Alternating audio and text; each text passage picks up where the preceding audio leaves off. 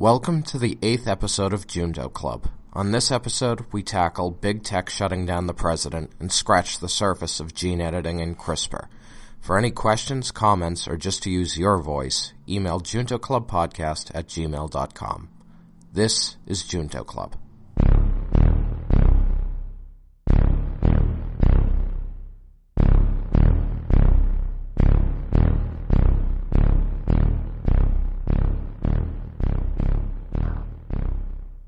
Junto Club. Welcome to the 8th episode of Junto Club. So, Junto Club is a podcast between the three of us, Michael Petnati, Matthew O'Brien, and Xu Zhang, who met during our PhDs at Georgia Tech. And on the Junto Club, we draw inspiration from Benjamin Franklin, discussing philosophy, science, politics, and numerous other topics in order to gain a better understanding of ourselves and the world around us and learn new things. Very nice. Very nice. So do you have a quote, Xu? Oh, yeah. So I always do.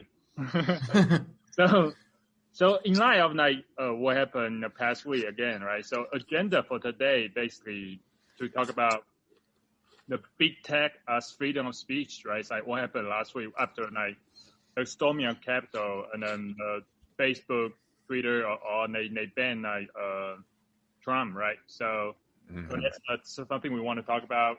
And then the other one is talk about science, of course, genetic engineering, the issues and how it works and stuff like that. If we have time, we might talk about Andrew Yang. So. My Asian brother, he's back. Oh yeah, I might have to wait for next week, but that's okay. Yeah. That's gonna take a while. So anyway, so in terms of freedom of speech, so again we are drawing inspiration from Benjamin Franklin. So his quote for this week is, quote, "Abuses of the freedom of speech ought to be repressed, but to whom are we to commit the power of doing it," unquote, by Benjamin Franklin. That's a good one. Yeah. So basically, I mean, I guess it's from this quote, it's pretty obvious that he thinks that, freedom of speech, if it's abused, it should be oppressed. But the question is that who are we commit the power to, right? So beginning with that, so I guess we want to talk about who later, that who should have the power, but to get into that, we want to talk about what happened after the storming of Capitol and then the banning of Trump, right? So anyway, so you guys want to start with that? Sure. So just to summarize, there was the Capitol Hill riot / attack. And then after a few days, it's kind of like a wave where every tech company decided to drop the groups and people affiliated with it. So Trump himself got banned or muted, and groups related to him and QAnon and stuff got banned or removed. And then even, what was that? Parler? The Twitter replacement, Parler. Yeah. That was explicitly for people who have been banned for Twitter. The App Store removed it, and then Amazon Web Services dropped them. So they have to find a new web hosting company to, run their website, which, so it's kind of but basically it's kind of once a few companies did it, everyone's okay, yeah, we'll do the same thing, and just kind of joined in. That was the basic summary of the events. Yeah. And what's your thoughts on that? I mean, I'm okay with it because they're private companies, and this is something that people are hypocritical on both sides, because I've seen a lot of references to gay wedding cakes, right? You know what I'm talking about? Yeah. So, this is why I guess I'm torn about it, because it's I think it's shitty when people deny over race, gay wedding cakes, whatever. But at the same time, when people make the private company argument, I agree with them to a degree, but I'm how absolute, it's again a line. It's a line, I guess, has to be drawn, or a lot of people agree it has to be drawn, but where it's drawn depends 100% on the side you're on, oftentimes. Okay, so we'll fill Shu in for a moment here, though. So gay wedding cake. What does this have to do with this? There's a very famous, this goes back to a larger debate on when private companies have the right to refuse service to people and for what reasons. So generally, companies always like, we can refuse service to anyone for any reason, but then there's also legislation against like, you can't refuse service to like black people just because they're black or things like that, because that's like legal discrimination against a protected class. So there's a gay wedding cake, a famous case where basically a gay couple went out looking for a Christian baker and, wanted a cake for the wedding. And the guy was like, I'm not going to make you like a special custom wedding cake because I consider that like my art. And, he's like, you can buy stuff from the store, but I'm not going to do that. It went to court. Eventually the Supreme Court sort of ruled in his favor, but it's mostly that the state court, they mostly said the state court did a bad job, which got it thrown out, but they didn't explicitly say like what he did was legal. So it kind of ended up wishy-washy, but technically he won. The long story short, there's a big divide where the right's like, it's a bit business. It's like religious freedom, freedom of expression, his right to like say, and they also argued that he didn't, just discriminate them because they're gay. They could buy things in a store. He just didn't want to make like this custom cake.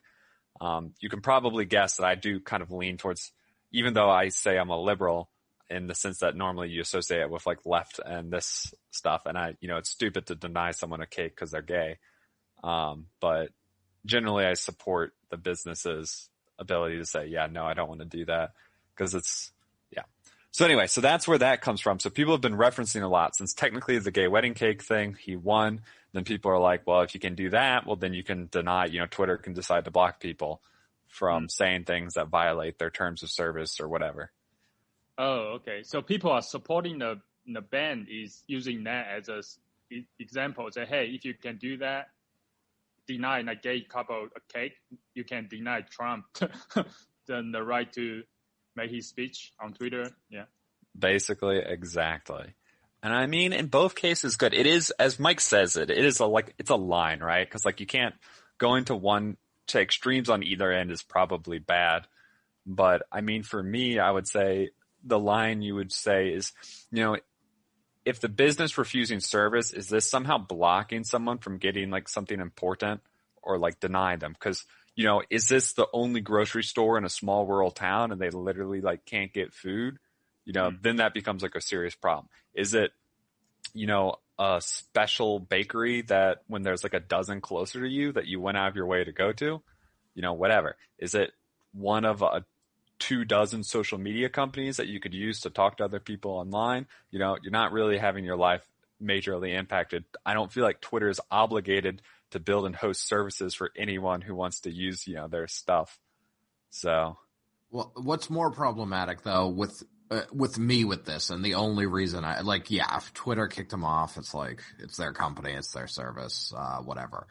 But I guess what's more problematic is Amazon and like Google and like basically the pillars of the internet sort of falling in line, right? Because I mean, because they sort of do control, 99.999% of content you're seeing. So. Well, it's obviously going to be a big pain for Parler to get dropped by Amazon, but there are a lot of other web hosting services. I know because lots of countries want to host things that aren't legal in America, so people regularly use them. So, it's a pain, but they can get their website up and running with some Russian or other service hosting thing. Not that hard. This is not like a specific like Russian Trump connection. It's just I know there's like a lot of streaming sites that pirate content that are like .ru on the end, Someone who gets his content in the not that I would ever illegally pirate content. I'm just aware of this. Okay, let's not get this wrong on the record. I understand. No. That is valid. there are other options. It's just, but I guess, it's just something I go back and forth a lot about. I've been as extreme as businesses should just be able to do whatever they want to do, and people essentially vote with their money with respect to that. Like if you have a shitty business in your neighborhood who denies people for no reason, race, sexual orientation, whatever. Basically you're like, okay, you're bigoted pieces of garbage. Like, I'm not going to buy cakes there. And I've sort of been, I guess, as far as drawing the line on sort of the other side of what we're seeing here, which is basically like, okay, Twitter, like all of these companies that basically are reasonably powerful with respect to like, I mean, I know freedom of speech is a government thing, but all of these companies that give essentially a voice to anyone, like they can quash certain like ideas that they deem like wrong, like basically arbitrarily because of their moral policy or whatever they have in the company code, and that's going to essentially or effectively remove that idea from 99.9% of people, because you really do need it. Like now at this point, you need to seek out. I mean, and basically I feel like you're forcing, like, for example, like an Alex Jones listener, like you're forcing them essentially into like what's even more of an echo chamber than they would have been in before in a way. So, cause they just need to, like, they actively need to seek out that content and in places that will not have sort of maybe more normal content. No, I feel like a lot of these social media are already built around letting you create echo chambers, right? That's of like fair. only seeing this content you like. And I mean, like, yeah, like I agree, like in general, like more than just the legal meaning of the First Amendment, like freedom of speech is like a good idea in general. I mean, one thing that it's like, it's not just one company, right? Like it's literally like, 20-ish, like it's not like Mark Zuckerberg on Facebook can say, hey, we're not going to allow this. And then you're locked out. You need Facebook, you need Twitter, you need TikTok, you need, Snapchat, blah, blah, blah. Like, and it's like, if this many companies are all saying like, this is bad, dangerous, we're going to block it. I feel like that's likely is an issue, right? When it's so like universally overwhelming. You mean the majority of companies agreed to ban Trump? So you are saying that what he says is bad, so that's why so many people ban it? Is that what you're saying? Yeah, well, basically, it's like, I guess what I'm trying to remind us is that it's not up to the decision of one company, one CEO, one, the policy, one board setup, right? We're talking about like a consensus from like mostly a consensus from a lot of different groups, different companies owned by different people, built in different countries, So there's some, I guess what I'd say, like redundancy that should limit abuse in a sense. I would agree with that if those companies, I think there's a lot of shared interests in those companies. So I guess, I mean, if it was sort of totally independent events, like, or, independent, like if the probability was totally independent, I would agree with you 100%. I guess I may be wondering how many actual checks and balances there as opposed to almost like a domino effect, right? Like, yeah. So, yeah. So. I mean, Twitter was like, hey, like if you wasn't Twitter the one where it's like, Trump, if you like delete this stuff, we'll like let you back on? And then he was just like, nah. And they're just like, okay, fuck you. Yeah. I mean, Twitter was definitely sort of the precipitate, like I think there was sort of fair warning there, but I mean, I don't know. I mean, it's just what frustrates me, and I guess why I see sort of the domino effect is like Twitter allows some heinous things on their platform. I mean, they allow radicalization of other types on their platform. I mean, so and it's not like, and that's not even to say Trump's stuff shouldn't be, like banned or put in a proper context or whatever you want to say about it. It's just more like. I could point to plenty of other things that should also, I mean, there's beheading videos you can find on there. So there's definitely stuff like that should also be, I guess, blocked or, like there should be a thing under it, like this guy's head questions whether this is an appropriate action.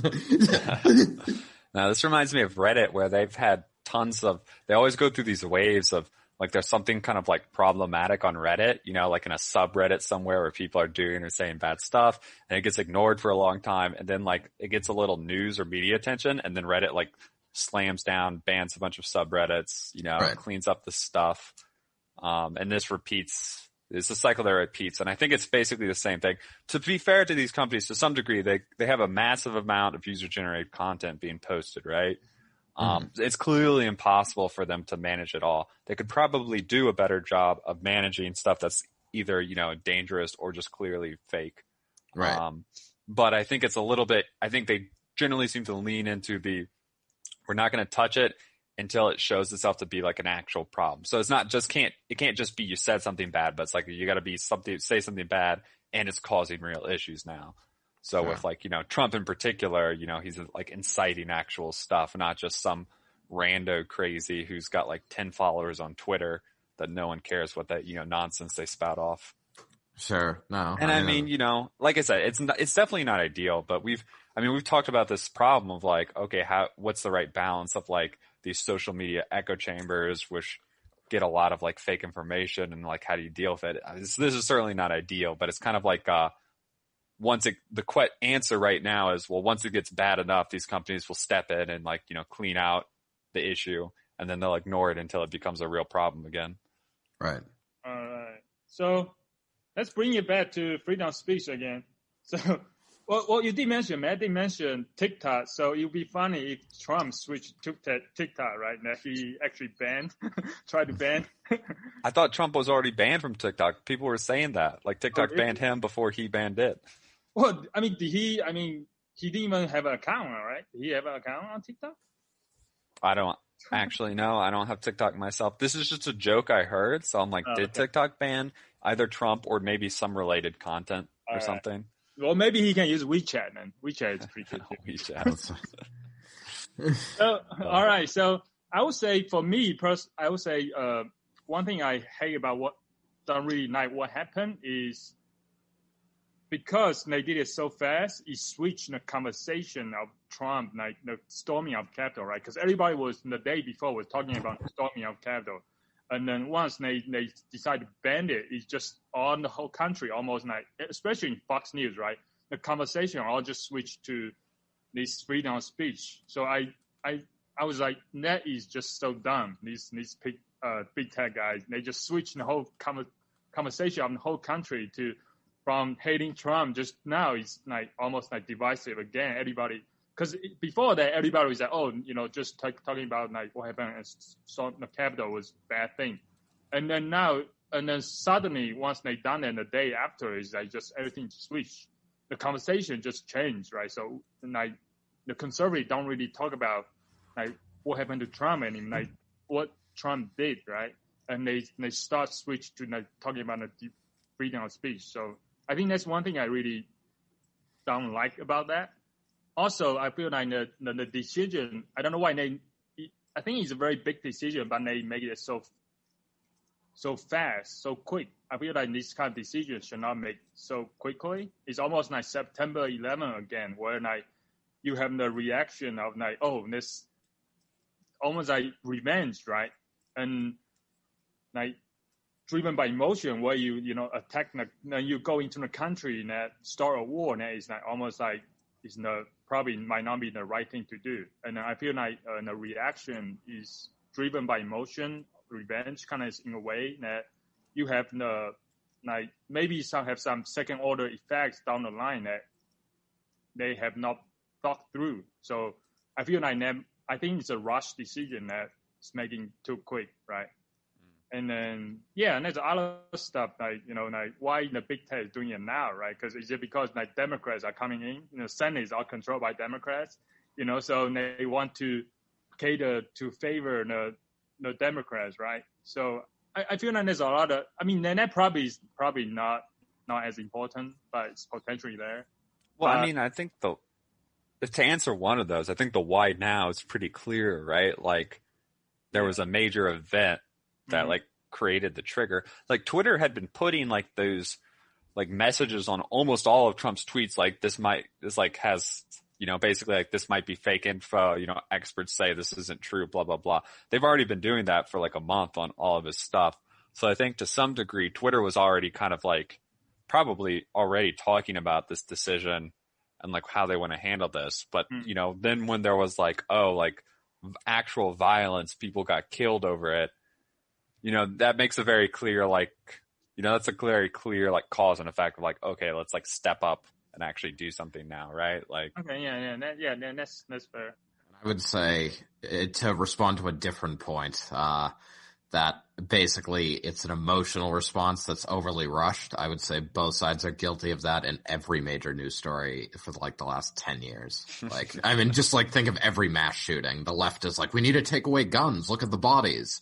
And the right is like, mental health. And, But those are public. Those are like politicians and media. I think they should be doing that, right? They want to get attention. But the big tech companies, right? These people should not make decisions that are driven by emotions, right? And make it so quickly. I agree with Mark that. Zuckerberg doesn't have emotions, so I don't think you have to worry about that. No, but I would agree with Shu just in the sense of like big companies absolutely do, like they get a little bit of backlash, like whenever something happens, there's like a little bit of backlash towards them and they overreact and they'll fight. Like, I mean, ESPN, like they've fired like countless people, like because they like may make some kind of faux pas on the air or on Twitter or something. And it's like they do not stand behind them for a second. Like, and if they stood behind them and just were like, oh, we'll weigh it for like a month, then I mean, and I can't say they didn't do it for anyone because there are some big personalities they have, but like basically they say in those cases, they say, oh, we'll weigh it for a month, and they like suspend the person or like put the person on leave for like a month, and then everyone forgets and they're back and it's fine. So I mean, it's just like, I guess playing the crowd, be like, we'll suspend them until like everyone stops caring. Yeah, I mean, it's like, it's sort of, I mean, I guess it is just a question of the company. Like, I don't know, like, I speak of the company as an entity. I don't know what the company is actually making this decision, but basically, like, the company needs to, like, basically weigh, like, do we really want, like, based on our position at the current time, do we want to, like, take a minute and try to let this blow over, which it inevitably will, because, I mean, there's just constant news, constant change, and people have very short attention spans? Or do we not want to let it blow over? Do we think it's like more of a statement to like, get rid of the person or do whatever? So I mean, it's just. Yeah. Okay. So let's see. So I guess the next couple of things. One thing I heard is about, someone was bringing up like the freedom of speech, right, is about the right to assemble, right? But in modern days, where do people assemble if not online, right? Which are the Twitter platforms, right? Like Twitter, Facebook, all these platforms is where people assemble, right? If you take away that, you basically take away the people. I mean, people don't assemble. I mean, people can still assemble physically, but in modern day, this is where people assemble, right? So you basically take away that, right, from the people. This is why I struggle with it, because they are huge. Like, there's no denying the tech companies that we have are huge, but I mean, the argument could be made, well, like, we still have, like, no matter how small or like underutilized it is, you could make your own, you could host your own blog online that people could find. You could, could find Parler exists. Did they get a new service? I don't think so. Parler up? How do you spell it? Parler. But I think actually Parler probably going to survive because all conservatives probably going to donate money to it. And then, I mean, now everybody knows Parler, right? Right. Well, so he actually may give you a boost, right, to users. Right. And I think that is, in a way, like, I'm not necessarily saying like Parler is like, it's like I'm not necessarily logging on to Parler, but I mean, it's like I think it is important. Like, if, big tech, quote unquote, shuts down something, in a way, I think it's important for like us not to just say like, that's like, oh yeah, well they make like big tech has our best interests at heart. Like we'll just go along with it. I mean, I think it is important for others. Like if people support the ideas of, that they're shutting down, it is important to still check, like, even if these aren't the ideas that are important or these aren't good ideas. I mean, obviously there's a lot of bad ideas here, but like if they're shutting down ideas, I think it's important for us not to just say like, oh, well, that's because those ideas are terrible. Like, I think there needs to be a check that we have other ways to get, like, there are other ways to express like different ideologies that they, even if they were to shut down those ideologies, because I mean, big tech is obviously growing like at a point where, I mean, it has the power where it could try to do something that isn't necessarily beneficial for our society as a whole. So I guess. Yeah. Regarding you mentioned power, right? Now, Benjamin Franklin, who we to commit the power of doing it, right? Suppress the abuse speech, right? Now the power actually is really shifted to the big companies, right? Government doesn't really have as much control, right? As these big companies, they have the power actually to shut down these and basically anything they want, right? However, like it's almost coming to the original founding of the democracy of the idea, right? It's like it becomes that I think these big companies are very, very easily swayed by the public opinions, by basically majority, right? So it became a mob mentality, mob rule in a way, right? And when even though the minority are the Trump supporters right now, but still they are being, by basically whatever, because right now is on the public opinion against this, Trump supporter, right? So basically the majority is just taking the action without due process, you can say it, right? Just shut it down, right? But I would say, I mean, they could shut it down maybe temporarily, and maybe until the inauguration, and it'll be fine, right? But I don't. If they shut it down permanently, I think that might not be a good thing, right? So one thing to remember is that like these companies aren't. It's not like they're banning all talk of a certain ideology or a certain party or something, right? Like Mitch McConnell still has a Twitter, as do most other major Republicans. And you can certainly go advocate, Reddit had some of the Trump subreddits banned, but like our conservative is still up and, talking about stuff and how much they hate Democrats and things. So, it's like, I mean, I agree with y'all in that this is something we should watch with a careful eye. Like, if all the companies together start targeting certain like ideas to like suppress them, that would violate not the legal law of the First Amendment, but the spirit of freedom of speech. Right. But I don't think what we've seen right now is that. What we've seen right now is like the equivalent of, some guy getting belligerent, yelling at a store, breaking some stuff, and then him and his friends being kicked out, right? This is, if that turns into anyone who, looks like him or has known to ever talk to him is like preeminently banned from the store, that's like different, right? To give an analogy to like a physical place. Sure. Does that make sense? No. And I mean, I think it's almost in a way like I want that. It's important that that's taken, like your analogy can be taken literally in a way with like the riot on the Capitol, right? It's like there are probably a lot of people who were there, the people who actually entered the Capitol and broke shit. Like, yeah, they should be arrested. Like, but in a way, I am hopeful that the people who were there, no matter what they put online, like very little happens to them. Because technically that's just a right to assemble, right? I mean, if they never entered the Capitol and broke anything. So it's important that's why I say it's important that the line, I feel like that line, as opposed to the line we were talking about earlier, should be pretty clear. Like, I mean, people are allowed to express, ideology that's totally idiotic and stupid as long as they don't take it to that next level. Yeah. So like, yeah, it's fine to go to the Capitol to protest and stop the steal, whatever.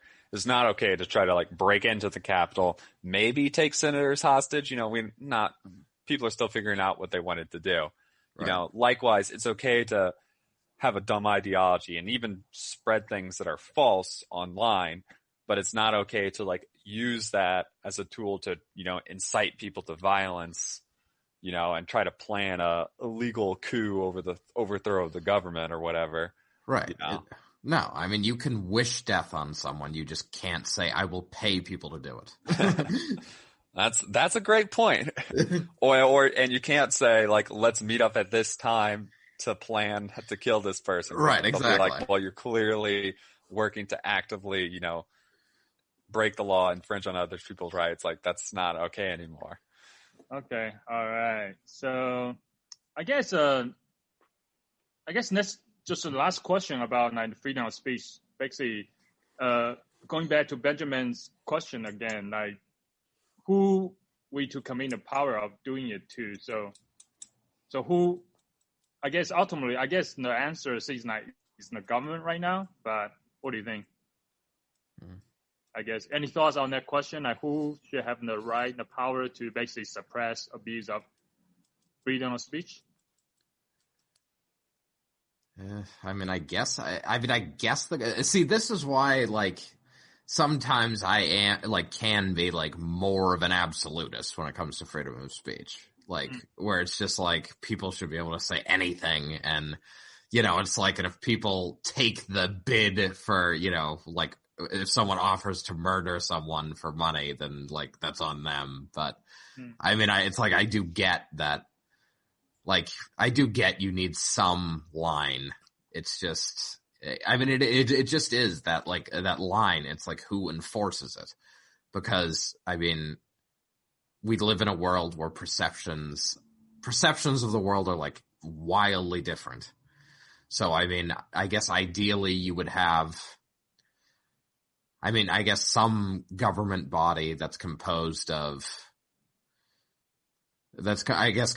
different people, like people from different sides and people with different life experiences who are able to like draw that line. But I would say it should be there. Like they should swear to draw that line as close to absolute free speech as they could. And I mean, only there was some group of legal experts who, you know, could just think about these sort of things and try to make a good call that would apply to the whole country. Some sort of ultimate court. I don't know what you'd want to call it. Yes. Jokes aside, I feel like the Supreme Court's done I've been happy with it. Like the Supreme Court's rulings on like where we draw the line of like freedom of speech, which is pretty far in the freedom, like you can say anything, right? Like the U.S. is pretty heavy on, you have to go really clearly be like inciting illegal activities to like no longer be allowed to say it. Now, and with the with the conservative biased court we have now, I don't think they're gonna change that anytime soon. Sure. I mean, I guess I think a lot of the issues that arise is just because like I feel like we are, as Shu brought up, we are in like a society dominated by the internet and a society dominated by communication over the internet. And the internet is like essentially a privately, like, you know, it's dominated by privately owned companies, and those companies can make decisions that are obviously not the decisions of the government. And those often fall on a side, like their line is drawn maybe far different, or it's not even a line. It's like a non-linear boundary. And I think that brings up, like when people are like freedom of speech, it's like that is often why that issue arises, because it's like the boundaries that these companies draw are, just oddly shaped, and it does hinder communication, like among people, like it hinders communication on what is like essentially the dominant and sometimes viewed as the only means of communicating in today's day and age. So it's just a question of like, yes, I mean, I think the Supreme Court and the government probably are not drawing a line too far to one side or the other.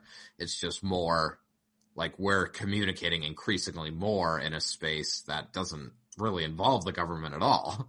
And it's the private entities that govern that space that decide what goes, what's allowed. And that is problematic because freedom of speech isn't guaranteed on the internet.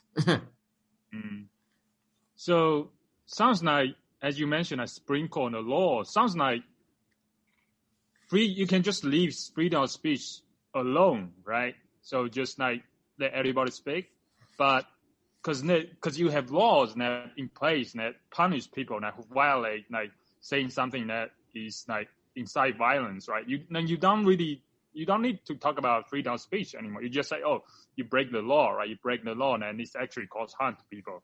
It's not shutting down your freedom of speech. It's that you actually commit a crime, right? So, yeah. Okay. I think that's I guess I may have a solution to this, but I mean, because this is a tough one. I would like tech companies to like be like far more willing to essentially allow anything on their platform. I mean, anything. But I question, I think a lot of what they do is because they're private entities who, people will argue, oh, you're giving you're giving this guy a platform to say horrific things. I mean, or you're giving this platform essentially for an illegal act to be committed if it's, inciting violence or something like that.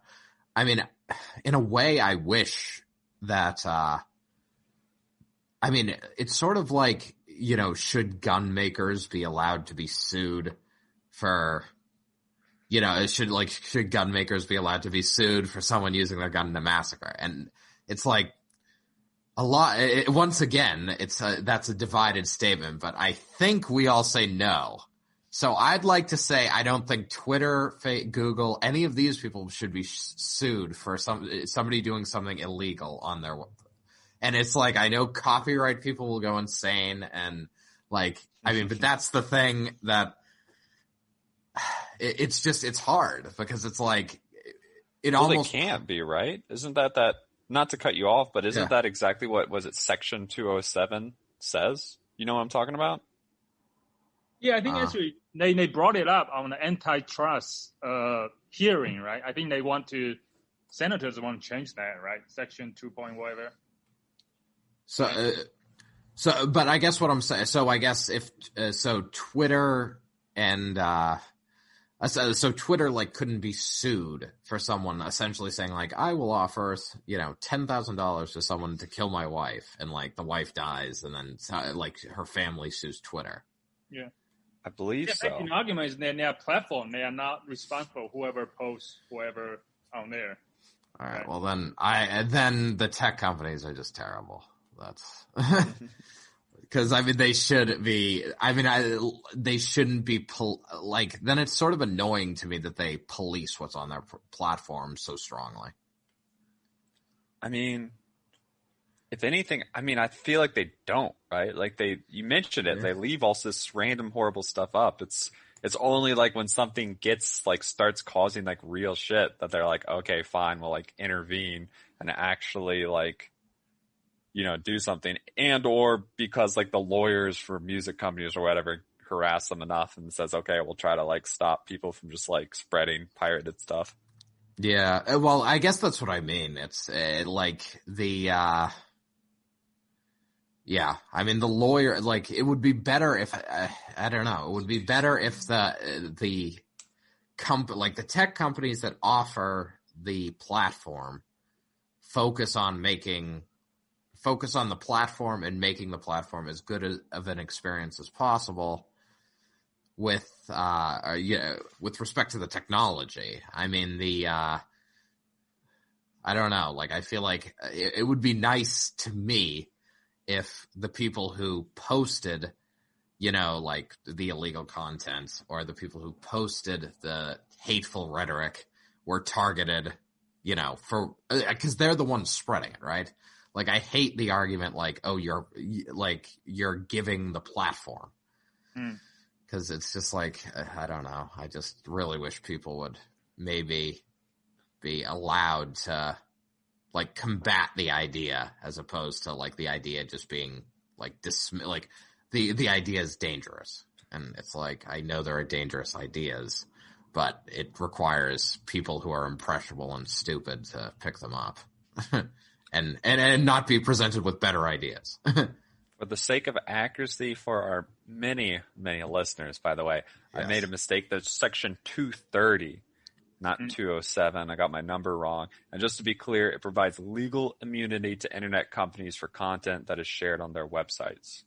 Yeah. Okay.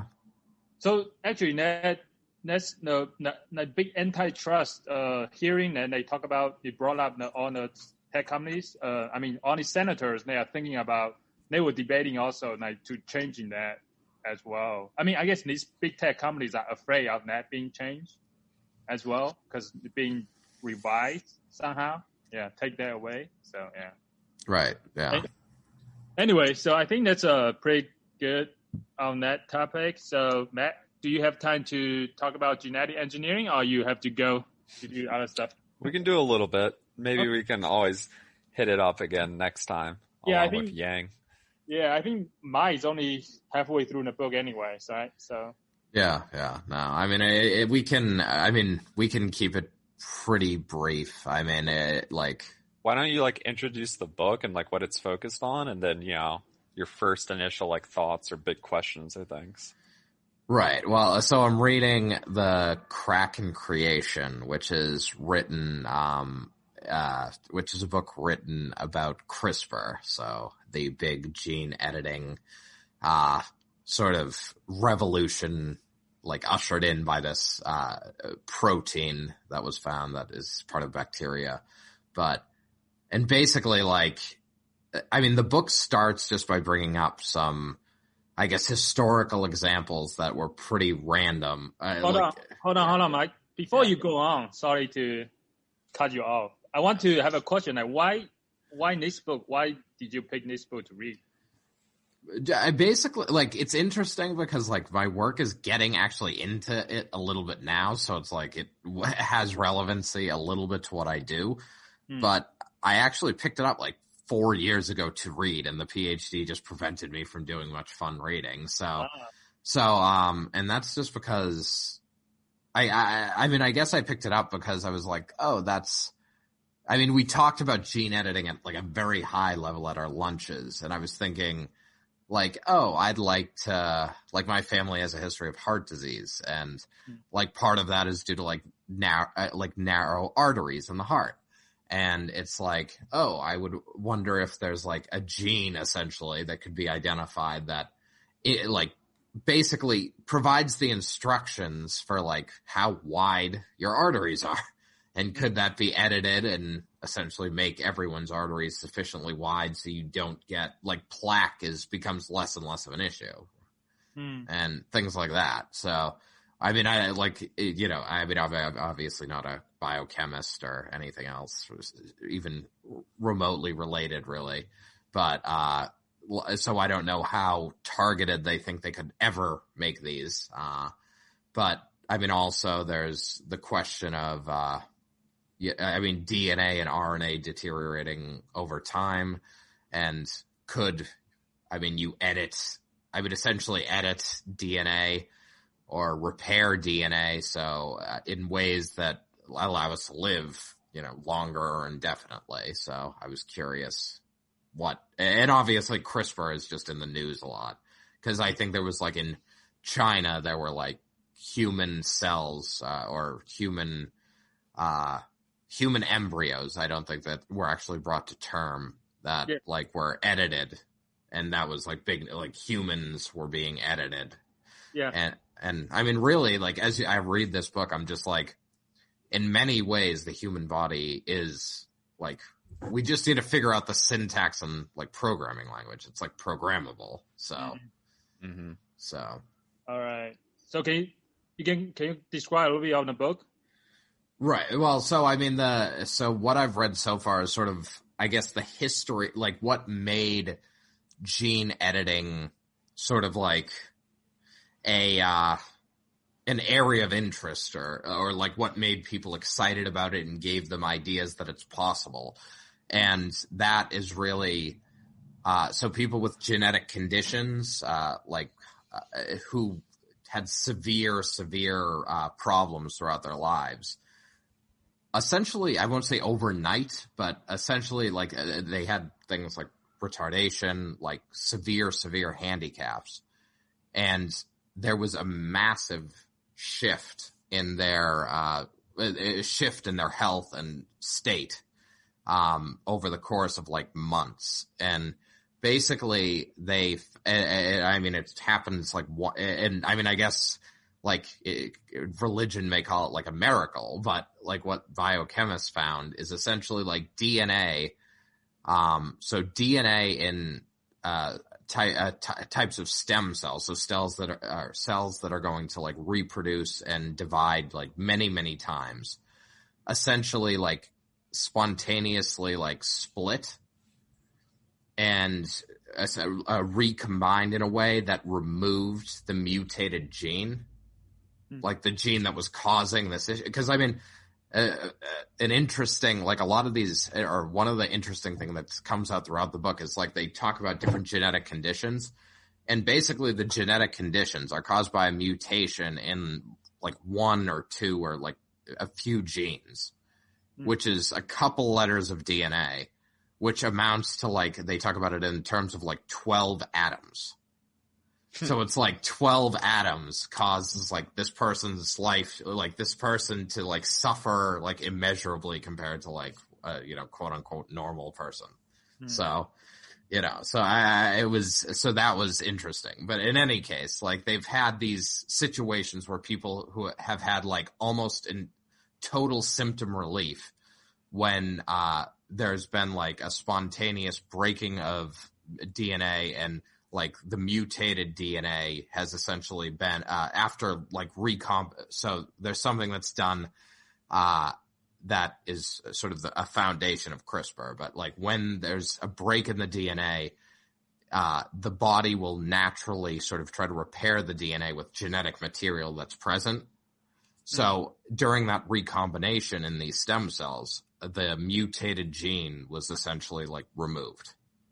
And that cell reproduced a lot and soon became like essentially that like normal DNA was now sort of the dominant throughout the body.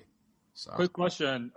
You talking about like the disease, like mutation, like that cause in genes that cause people to have some debilitating disease, right? Right. So did that mutation happen in conception? What did that mutation happen? You know? Yeah, I mean, presumably, so many of like, I don't know if it's universal, but I think many of the genetic conditions are present from birth, yeah. So it's happened in the embryo level during conception, kind of, basically? Yeah, I mean, I think it's probably during growth, because they do talk about like some genetic diseases are dominant, some genetic diseases are recessive. Mm-hmm. So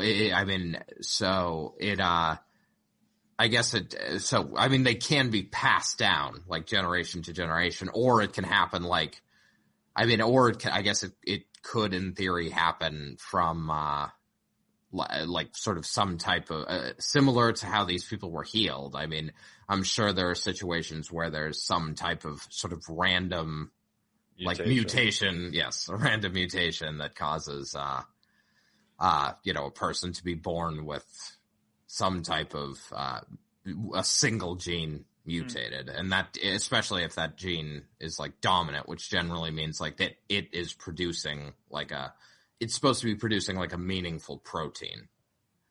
So, and then if it's producing the wrong protein, like an irregular protein, that causes the issues. So how does the CRISPR work? Do they just do you inject something into the body like when you're a dog person? Do you? So yes, yeah. So basically, when they had these people sort of have like their miracle healing, they their first attempts or like their initial thoughts were like, oh, you know what's like really good at getting into our cells is a virus. Yes. So they essentially like the idea was basically like, hey, we know that, you know, X genetic disease has this like mutation, right? So we're gonna try to send in the virus and send in like a piece of genetic material, like a piece of code, essentially. We're gonna send that in a viral vector, and we're gonna try to have like, and when genetic material is in the nucleus of a cell, it like can recombine. So we're gonna try to do that, and hopefully, like it combines in the right way to get rid of this. And they were also using the fact that I brought up earlier that like if you sort of damage a piece of DNA, so like if you cut a piece of DNA, then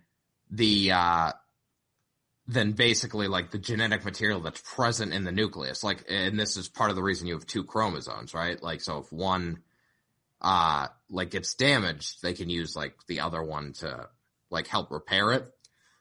So, but I guess what they found was, so they sent in different, so initially they just sent in viruses and depended on recombination, and that didn't work particularly, like I think it worked a little bit, but not particularly well. And then they tried to use this fact that like you can cut, like there are proteins that actually will cut DNA, and they tried targeting like the parts of DNA that were mutated and cutting them, and also and additionally providing like genetic material that can be used to replace it. And they found more success with that. But like basically the key thing about CRISPR is just to be clear, these are like the pre-CRISPR methods. Like they just injected the DNA and hoped it would like float in and get recombinated, right? That's what you're saying? Yes. So they tried a bunch of different methods that essentially didn't work because of sort of the randomness at like I mean, you're depending on a lot. Like I can't remember what the percentage was, but it was like less than 1% of people they tried it on worked or something initially. And then when they tried using proteins that like would target certain pieces of DNA, then they were able to get it up to like 10% because but I guess it was they were able to get it up to like 10%, but it was the work that went into customizing like the protein that actually cut the DNA was like immense, like prohibitively immense. So CRISPR was different in that, I mean, it's a protein that they have found it's very easy to customize it for the different, like essentially where to make the protein cut. So they've found in different, I guess, studies that it's like essentially making the cut in the very accurate place and providing the correct genetic material, like very like works really well. So I mean, so that's where I'm at is like how CRISPR like as they get better with making it as they get better essentially reprogramming the cutter protein, and they provide the right proteins to fill it in. That's how they think they can essentially like cure like these genetic conditions. So. Yeah. So my understanding of CRISPR was, like it kind of goes along your DNA, like finds the right spot. Yeah. Like cuts. And then, maybe not, like maybe does it itself put the new DNA, or is it like once it gets cut and there's extra DNA around, it's like very likely to get added in? Right. And so actually, to be fair, CRISPR isn't actually, so they have a protein that is purely a cutting protein. And what they do outside the body is they fuse CRISPR, which is essentially attracted to certain like segments of DNA, or certain like segments of proteins. So CRISPR essentially like goes along the DNA, finds the right spot. Then the cutting protein cuts it. And then there's DNA provided that can be like essentially I guess, inserted in that place. And that would, or not, I guess. Like, for example, like certain genetic diseases are caused by like repeated strands of DNA that shouldn't be there, right? So, basically, you can just cut that shit out and be good. Yes. So that's basically the idea. Is you add, delete, or change as necessary.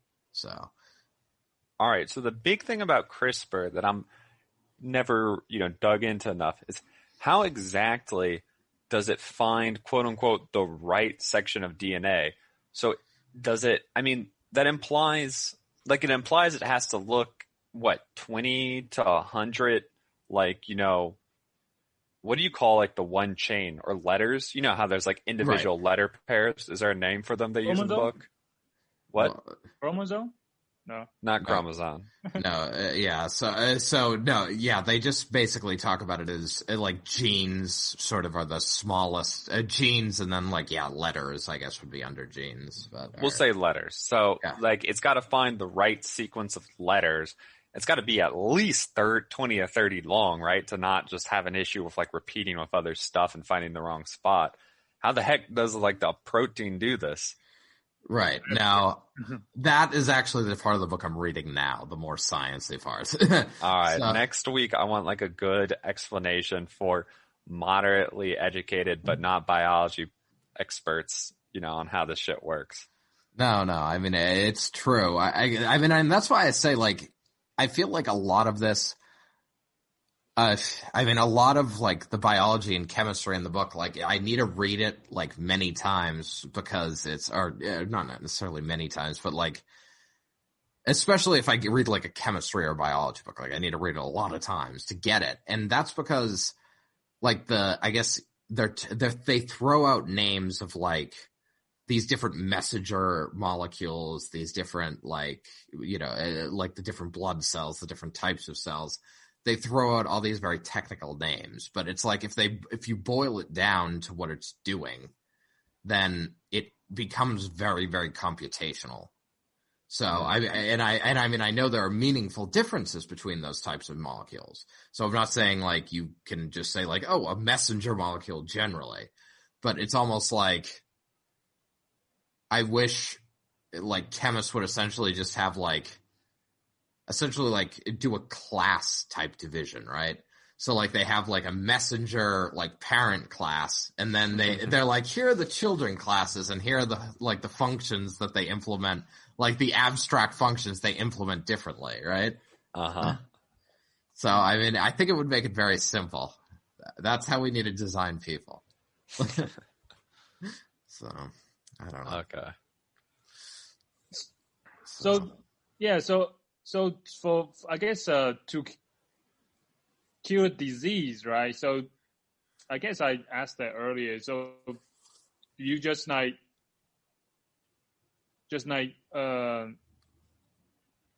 mean, how do they work on the human body? Like, do you just like inject a pill, take a shot? Stupid question. Well, no. I mean, yeah. So I mean, like for example, like there's like when they do like CAR T cell therapy for like to treat cancer. Yeah. Like they draw blood from you. They use like a chemical process to like extract the white blood cells only. Then they essentially they will insert DNA, like genetic material, into those white blood cells. The genetic material will tell like the machinery in the blood cell to produce proteins on the like outside of the white blood cell. So they put little proteins on the side of the white blood cell, and those proteins are attracted like so essentially like when you think about like the brain, like you hear about chemicals that bind to like receptors, like neuronal receptors and stuff.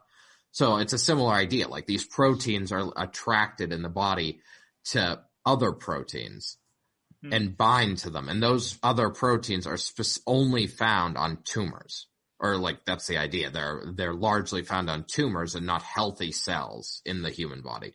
So these like engineered white blood cells are essentially seeking out tumors and binding to them. And then, like, once these white blood cells, their normal purpose in the body is, of course, to, like, signal other types of white blood cells to destroy the cell they're binding to.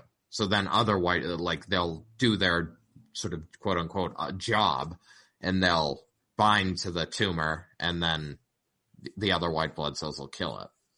So that's how they like a recent treatment of cancer that they've devised as they've been doing this like genetic editing type stuff. So when they draw the blood, put the stuff, modify the cell, then do they put the cell back in your body? Yeah. Yeah. So yes, so they would do it through like an IV drip or so. Yeah. So they give you a blood transfusion essentially. And that way, magically, you will be cured. Yes. I mean, and in some cases, like I say, in some cases it does seem like magic, and in some cases it works. It's just that, and it, like, as I say, computationally, this all makes good sense at a high level. I see. It's just, like there's a lot of situations where it doesn't work, and there's a lot of situations where it can cause other issues. And, I mean, yeah, and I do need because it's driving me crazy, Matt, because I specifically, as I was reading about why CRISPR is like sort of the protein of proteins, like I was like, oh, this is the stuff that like I was interested in too, that like I want to bring to the podcast, and it's just escaping me in this moment. Exactly, like what about, like, I mean, you can be sure it's just like something like a high level answer is it's something about the chemical composition of it that makes yeah. So that's your answer for everything in biology, right? Yeah. It's got to be, if I had to make a guess, it's got to be something like there's got to be some sort of like bonding that happens between atoms in the CRISPR molecule and atoms on your DNA strand. Maybe like not strong bonding, but some type of bonding. And then it has like its own sequence, right? And so when the sequence is lined up, like it gets the maximum bond, and maybe that pulls on it or something enough to like change the shape and trigger whatever it is, right? Like, cause there has to be some interaction between it and the DNA. So it's got to be something like you have a sequence that maybe it's the same DNA numbers, but I don't know. Cause I mean, I would have imagined that the atoms in DNA are like fully bonded to the other atoms in the DNA molecule, right? Right. Like this is going into like, you have like an atom can only bond to so many things based on how many electrons it has in its shell, blah, blah, blah. So like what is the actual effect that's like, doing that, and it's, those details are interesting. It's just something I've never learned. Right. No. Yeah, no, I agree. So next week I will look up exactly. I'll bring up, it'll be more CRISPR specific as opposed to just like genetic editing. Cause once you can edit genes, like, okay, here's a genetic disease, you edit the gene away. Like, okay, that all makes sense, right? But like, it's all about how you edit the genes and actually do that. I want a slideshow. We need PowerPoint. All right. Are you talking about applications, or are you talking about fundamentally how it works in biology? Fundamentally. Yeah, no. I mean, yes, no. I thought today we may talk a little bit more about, of course, because now next week I'll give a PowerPoint on CRISPR, and then we'll also have to talk about the like ethical stuff, which is course, like, I mean, this is sort of a book for a layman, so it's like, of course, that's like sort of the focus. Oh yeah, it's more just like, oh, should we have designer? Like they give it like a history of like, here's how it came about, here's why it has the potential to do miraculous things and revolutionize people, and it's like, oh, by the way, like there's tons of ethical issues that like need to be considered a lot. Like everyone should have a voice in this discussion because, or that's the author's sort of like refrain. Like everyone should have a voice in the discussion because literally it's fundamentally changing humanity. So it's like, this is how we'll evolve probably from here on out. So. Bold. Yeah. One of the main reasons is because like earlier we talked about like you draw the blood from a human, right, and cure the disease and put a blood back, cell back in the body. Can that gene, once it's edited, it can be passed down, right, to his future generations? Is that? It depends on the cell. White blood cells are produced by bone marrow. They don't reproduce themselves. Isn't that correct? Yeah. Well, I guess shoes meaning maybe like more general, like I guess more. Oh, as you were talking about, I think I got it now. Because earlier you were talking about those blood cells. No, those like I think that's why cancer treatment using like genetic engineering is okay right now. It's not like being like heavily debated because they don't pass the genetic. Yeah. Down. So that's like much lower risk, right? Like these cells are produced by something else and then they live for a bit and then they die anyway. So if you put some edited ones in the body, they're only going to be around for a little bit. You know, risks are heavily mitigated.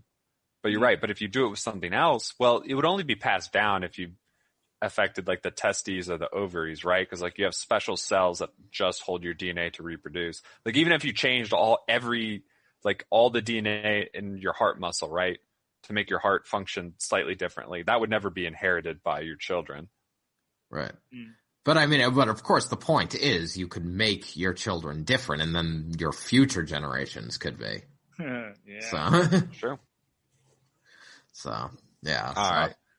We'll get into that. So next week, both technical details on CRISPR that are interesting and then ethical debate, although I assume we'll probably all lean heavily on the let's just do whatever we want, go crazy side. But, you know, maybe Shu will play some devil's advocate and be like, gene editing's bad.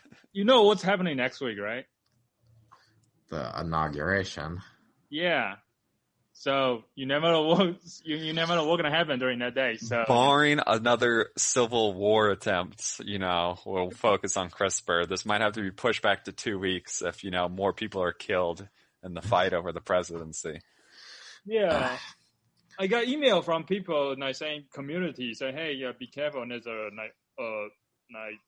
armed protest planned for this Sunday. So just watch out, you know, stuff like that. So. Just get your MAGA hat. Don't you have one? Not yet. Not yet. You're a little late now. Just wear a red hat. Yeah. So, all right. Well, that sounds good to me. I hope there's no violence because I prefer making better people, ignoring the stupid ones. Junto Club.